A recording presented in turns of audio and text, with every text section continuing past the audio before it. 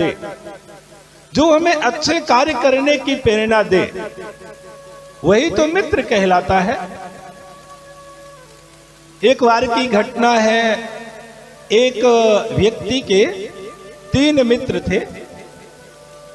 तो तीनों मित्र हमेशा उसके साथ रहा करते थे। जब भी जैसी आवश्यकता होती तो सभी साथ में चलते उठते बैठते, पूरा जीवन व्यतीत हो गया व्यक्ति का।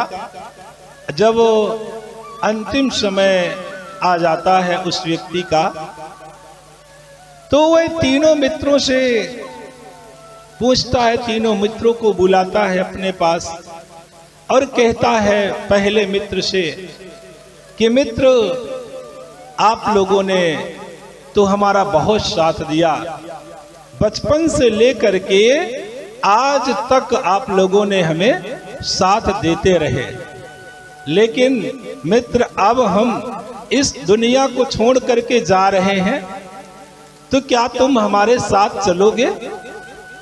तो पहला मित्र कहता है कि नहीं भाई, अब हम इस संसार में ही आपके साथी रहे, लेकिन अब आप इस संसार को छोड़ करके जब जा रहे हैं तो संसार से बाहर हम आपका साथ नहीं दे सकते हैं।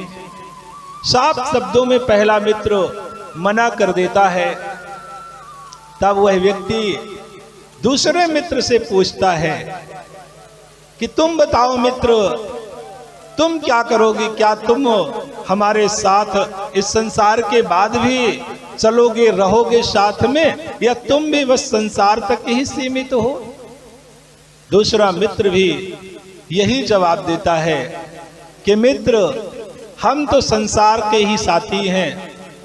संसार में आप जिस तरह से रहना चाहते थे उस तरह से हमने आपको रखा, लेकिन अब जब आप इस दुनिया को, इस संसार को छोड़ करके जा रहे हैं ना, तो अब हम आपके साथ नहीं चल पाएंगे, नहीं जा पाएंगे।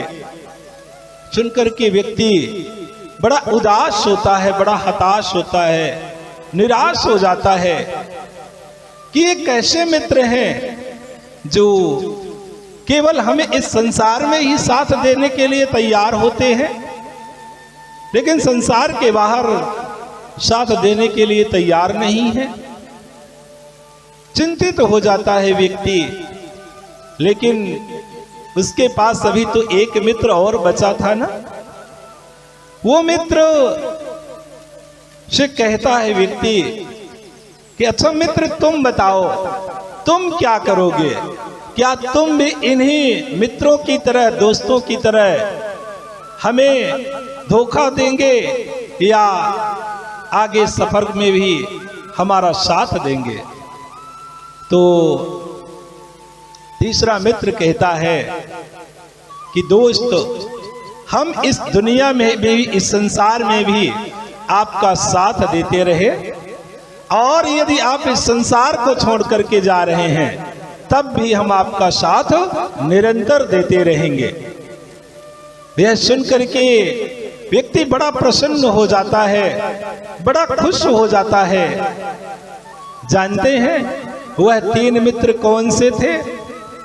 वह 3 मित्र में पहला मित्र परिवार था, दूसरा मित्र धन था, और तीसरा मित्र कर्म था। तो बंधुओं, कर्म ही एक ऐसा साथी है, मित्र होता है, जो हमें यहाँ भी साथ देता है और जाने के बाद भी साथ देता है। इसलिए हमें अपने कर्मों पर निरंतर विचार करते रहना चाहिए और सत्कर्म करते रहना चाहिए, जिससे हम यहाँ भी सुखी रहें और जाने के बाद भी सुखी रहें।